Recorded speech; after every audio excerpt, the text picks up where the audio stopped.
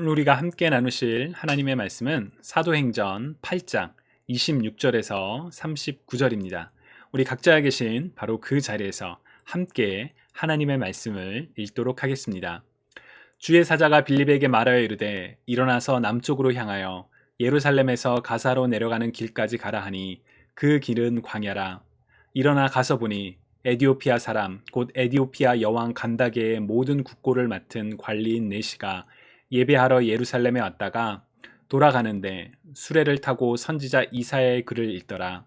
성령이 빌립더러 이르시되 이 수레로 가까이 나아가라 하시거늘 빌립이 달려가서 선지자 이사야의 글 읽는 것을 듣고 말하되 읽는 것을 깨닫느냐 대답하되 지도해 주는 사람이 없으니 어찌 깨달을 수 있느냐 하고 빌립을 청하여 수레에 올라 같이 앉으라 하니라. 읽는 성경 구절은 이것이니 일렀으되 그가 도살자에게로 가는 양과 같이 끌려갔고 털 깎는 자 앞에 있는 어린 양이 조용함과 같이 그의 입을 열지 아니하였도다. 그가 굴욕을 당했을 때 공정한 재판도 받지 못하였으니 누가 그의 세대를 말하리요. 그의 생명이 땅에서 빼앗김이로다 하였거늘 그 내시가 빌립에게 말하되 청컨대 내가 묻노니 선지자가 이 말한 것이 누구를 가리킴이냐 자기를 가리킴이냐 타인을 가리킴이냐. 빌립이 입을 열어 이 글에서 시작하여 예수를 가르쳐 복음을 전하니 길 가다가 물 있는 곳에 이르러 그 내시가 말하되 보라 물이 있으니 내가 세례를 받음에 무슨 거리낌이 있느냐. 이에 명하여 수레를 멈추고 빌립과 내시가 둘 다 물에 내려가 빌립이 세례를 베풀고 둘이 물에서 올라올새 주의 영이 빌립을 이끌어 간지라. 내시는 기쁘게 길을 가므로 그를 다시 보지 못하니라. 주님의 말씀입니다. 하나님 감사합니다. 아멘. 너는 다 계획이 있구나. 여러분 혹시 들어보신 적 있으신가요? 영화 기생충의 명대사 중에 하나였죠. 대학교 졸업장을 위조해서 면접을 보러 가는 아들이 아버지에게 아버지, 저는 이게 위조나 범죄라고 생각하지 않아요. 제가 내년에 이 대학에 꼭 갈 거거든요. 라고 말을 합니다. 그러자 아버지가 아들에게 감탄 어린 표정과 톤으로 오, 너는 계획이 다 있구나 라고 대답을 합니다. 여러분 혹시 보신 적 있으신가요? 거짓과 부정을 저지르려고 하는 아이를 바른 길로 인도하기보다는 그러한 악한 계획을 칭찬하는 장면은 참 씁쓸한 장면입니다. 그럼에도 이 대사가 명대사로 손꼽히는 이유는 영화 기생충의 메시지, 곧 암울한 현실을 냉소적으로 그려내는 결정적인 장면 중에 하나이기 때문입니다. 현실에서도 이런 일이 있을 수 있을까요? 안타깝게도 전혀 없다고 말할 수는 없을 것 같습니다. 겉은 선하게 포장되어 있지만 실제로는 악한 의도와 계획으로 진행되는 일들이 일어나기 때문입니다. 그러나 다행히도 보통의 사람들, 양심과 도덕을 가지고 살아가는 사람들은 그러한 악한 계획을 꾸미기보다는 희망을 품고 선한 계획을 세워나갑니다. 그리고 계획은 개인이나 공동체에 참 중요한 키이기도 합니다. 2016년 한 취업 사이트에서 성인 1165명을 대상으로 리더가 갖춰야 할 가장 중요한 자질에 대한 설문을 조사한 바 있습니다. 여러 가지 설문 항목들이 있었는데요. 그 중에 가장 일하고 싶지 않은 리더는 어떤 사람인가요? 라는 설문이 있었습니다. 여러분 어떻게 생각하시나요? 여러분에게 가장 일하고 싶지 않은 리더는 어떤 유형인가요? 제가 한 10초 정도 드릴 테니 한번 생각해 보시겠어요? 가장 일하고 싶지 않은 리더.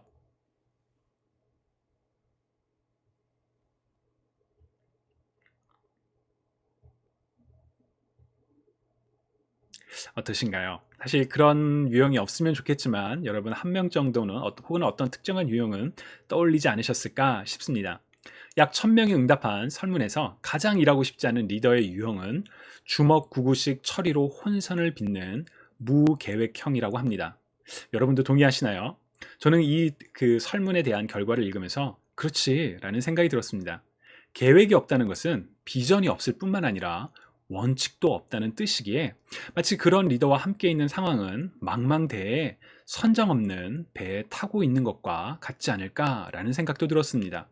어디로 가야 할지, 어떻게 역경을 헤쳐나가야 할지 아무런 계획이 없다면 그것만큼 암울하고 절망적인 일은 없지 않을까라는 그런 생각마저 들기도 했습니다. 자, 그렇다면 가장 함께 일하고 싶은 리더는 분명한 계획을 가지고 있는 리더일까요? 여러분 어떻게 생각하시나요? 가장 함께 일하고 싶은 리더는 어떠한 유형일까요? 설문에서 가장 함께 일하고 싶은 리더의 유형은 직원의 입장에서 생각하고 성장을 돕는 배려형이었다라고 합니다. 즉, 사람들이 원하는 리더의 모습은 분명한 계획과 원칙을 가지고 있지만 동시에 직원들의 입장에서 생각할 줄 아는 배려심 많은 리더라는 것이죠. 여러분 동의하시나요? 저는 우리 모두가 누군가의 리더로 부름받았다라고 생각합니다. 공동체, 친구, 가족, 가장 작게는 자기 자신에 대하여 우리는 모두가 리더로 부름을 받았습니다. 우리가 부름받은 그 자리에서 필요한 계획을 세우고 또 동역자들과 함께 협력하는 좋은 리더가 되는 저와 여러분 모두가 되시기를 축복합니다. 다만 우리가 세운 계획은 완전하지 않을 때가 많죠. 그래서 넘어질 때도 있고요. 그러나 오늘 본문을 통해 우리는 가장 완전한 계획을 세우시며 또한 우리와 함께 하시는 하나님을 만날 수가 있습니다. 오늘 본문을 통해 계획이 있으신 하나님을 알고 만나는 축복이 우리 모두에게 있기를 간절히 소망합니다. 오늘 본문 26절을 여러 번역으로 비교해보면 좀 재미난 차이가 있습니다. 개역 개정에서는 별다른 접속사 없이 주의 사자가 빌립에게 말하여 이르되 라고 시작을 하지요. 그런데 새 번역 성경을 보시면 그런데 주님의 천사가 빌립에게 말하였다 라고 그런데 라는 접속사를 사용합니다. 그리고 영어 NASB 번역을 보시면 But an angel of the Lord spoke to Philip 이라고 이야기를 하죠. 그러나 라는 접속사를 사용합니다. 그냥 접속사 하나인데 왜 이것을 이렇게 강조할까 라는 생각이 드실 수도 있지만 이 접속사 하나로 문단의 내용이 확 달라집니다.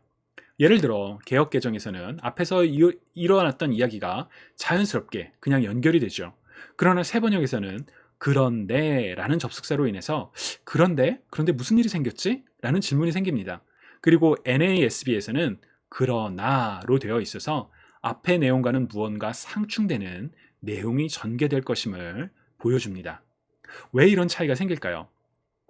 이는 신약 성경에 기록된 그리스어 접속사 대가 상황에 따라 다르게 번역될 수 있는 단어이기 때문입니다. 즉 성경을 번역한 사람들의 관점에서 이 접속사 대를 다르게 해석할 수 있는 여지가 있기 때문에 어느 해석이 절대적으로 맞다 혹은 틀리다 라고 우리는 사실 말할 수는 없습니다. 그러나 저는 이 NASB의 but, 그러나 라는 번역이 가장 좋지 않을까라고 생각을 해봅니다. 왜냐하면 문맥 때문입니다. 사도행전 8장 초반부부터 보시면 스데반이 순교하고 난 뒤에 예루살렘 교회에 큰 박해가 일어납니다. 그래서 사도를 제외하고 많은 믿는 사람들이 유다와 사마리아 곳곳으로 흩어지게 됩니다. 즉 박해를 피해서 이들은 도망을 가게 됩니다. 5절을 보시면 빌립이 사마리아 성에 내려가 그리스도를 백성에게 전파했다라고 기록되어 있습니다. 이 빌립은 예수님의 제자였던 빌립이 아니라 사도행전 6장에서 스데반과 함께 기록된 7명의 성령과 지혜가 충만하여 칭찬받는 사람 중에 한 명이었습니다. 예루살렘 교회에서 구제 사역에 힘쓰던 빌립은 박해로 인해 자신의 의지가 아니라 사실 이제 박해 때문에 어쩔 수 없이 반강제적으로 사마리아의 지역에 가게 되었지요. 그리고 그곳에서 충실히 예수 그리스도를 증거했습니다. 이어지는 사도행전 8장의 내용을 보시면 빌립의 복음 전도로 인해 그 성에 기쁨이 넘치게 되었다고 합니다. 그리고 14절을 보시면 사마리아에 복음이 전해졌다는 소식을 듣고 예루살렘에 있는 사도들이 베드로와 요한을 보내서 그들이 가서 기도하며 사람들이 성령을 받게 되었다라고 성경은 기록하고 있습니다. 빌립의 사마리아 복음 전도는 매우 중요한 신학적인 의미가 담겨 있습니다.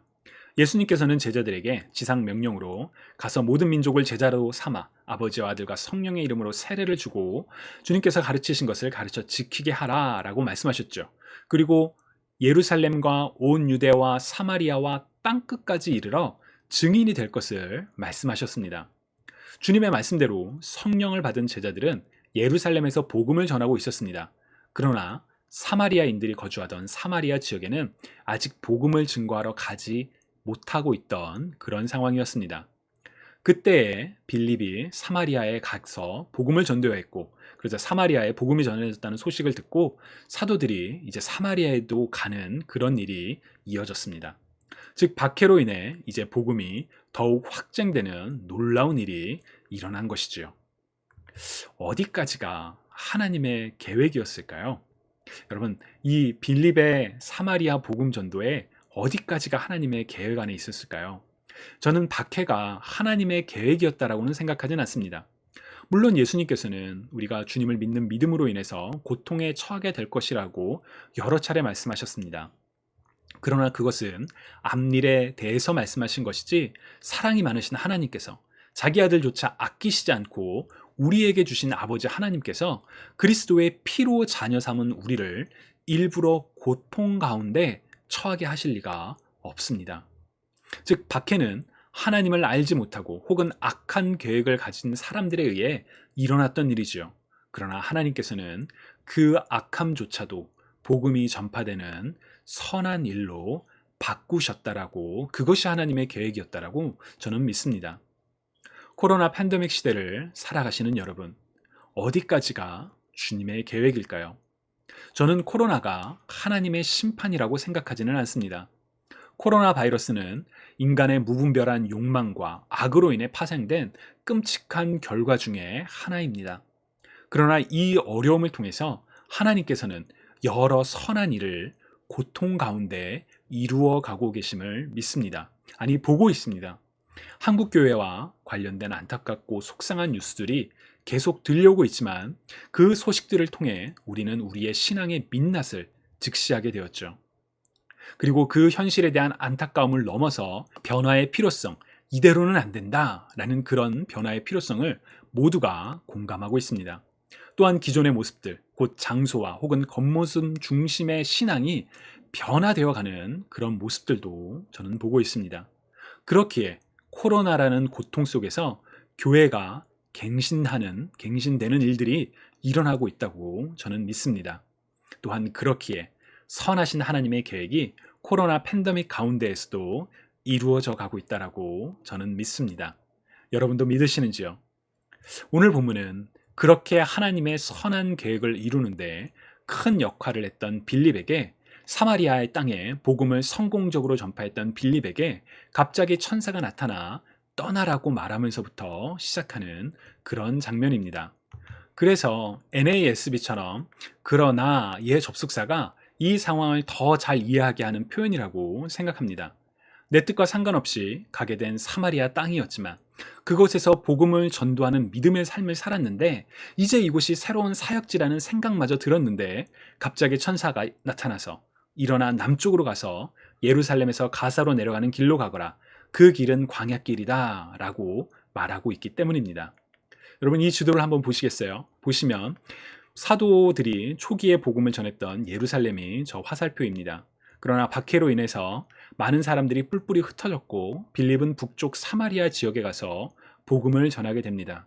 그리고 오늘 본문에서 천사로 이 메시지를 듣고 빌립이 향했던 곳은 바로 이 남쪽, 구체적인 장소가 아니라 그냥 가는 길 중에 어딘가로 빌립은 부름을 받고 가게 되었습니다. 여러분이 만약 이 상황의 빌립, 곧 낯선 지역에서 성공적으로 사역을 이루어가고 있었는데 갑자기 떠나라는 이야기를 들은 빌립이라면 여러분 어떻게 반응하시겠습니까? 한 10초 정도 우리 한번 생각해 볼까요? 내가 만약 빌립이라면 천사의 이 메시지를 나는 어떻게 생각했을까요?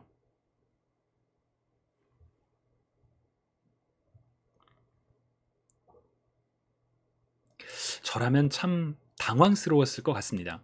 게다가 천사의 메시지도 제 기준에서는 명확하지 않다라고 생각합니다. 어느 특정한 지역이 아니라 예루살렘에서 가사로 내려가는 길, 광야로 가라고 했기 때문입니다. 사마리아에는 아직 복음을 듣지 못한 사람들이 많이 있었습니다. 그런데 광야라뇨? 광야는 사람이 없는 곳이죠. 복음을 전하려면 사람이 있는 곳에 가야 하는데 혹은 사마리아에 머물러야 하는데 받은 명령은 광야 길로 가라는 것이었습니다.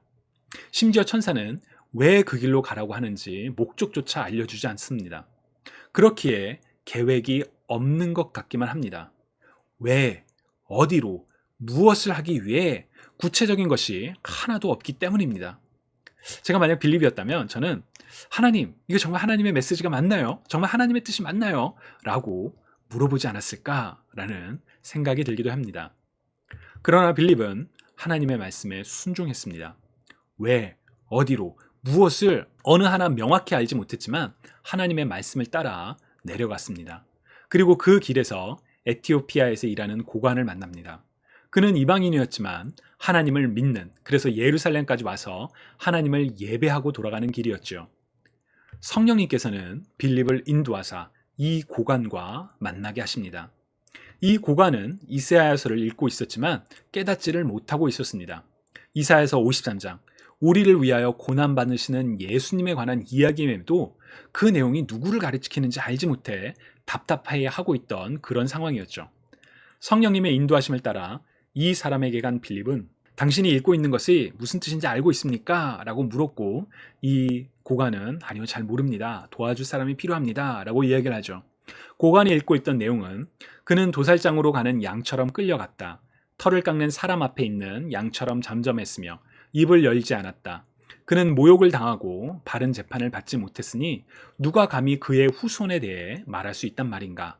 이 땅 위에서 그의 삶은 끝났다 라고 기록된 말씀이 가리키는 인물, 바로 그리스도, 예수 그리스도라는 것을 빌립은 이 에티오피아 고위 관리에게 증거를 했습니다.